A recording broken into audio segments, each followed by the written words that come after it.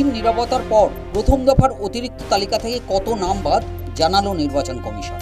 CO দপ্তর সূত্রের খবর, বিবেচনাধীন তালিকায় থাকা 60 লক্ষের মধ্যে 32 লক্ষের নথি নিষ্পত্তি হয়েছে। তার মধ্যে বাতিল হয়েছে 40% নাম, অর্থাৎ বাতিল প্রায় 13 লক্ষ। সব মিলিয়ে এ পর্যন্ত বাদ গেল প্রায় 76 লক্ষ ভোটারের নাম। এমনি ভোটার তালিকায় বদ রক্ত যা আছে বেরিয়ে গেছে। ব্রেকফাস্টের কাছে আটা নেই, বিকালবেলা চা খেতে খেতে চলে গেছে 14 লাখ।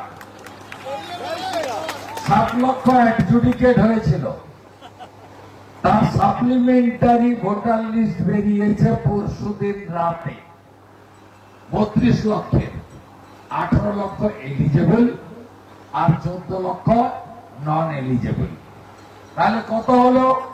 79 লাখ। ঘটনাচক্রে বুধবার মুখ্যমন্ত্রী দাবি করেন, কিছুক্ষণের জন্য হলেও ভোটার তালিকা থেকে তার নামও বাদ পড়েছে।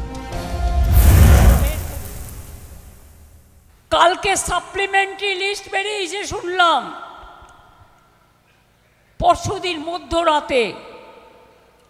মধ্যরাতে যত বিজেপির তাণ্ডব, সংবিধান মানছে না, গণতন্ত্র মানছে না, মানুষের অধিকার মানছে না, মানুষের ভোটাধিকার কেড়ে নিচ্ছে, নিয়ে কালকে বলবে এনআরসি করে আমি ডিটেনশন ক্যাম্প করব।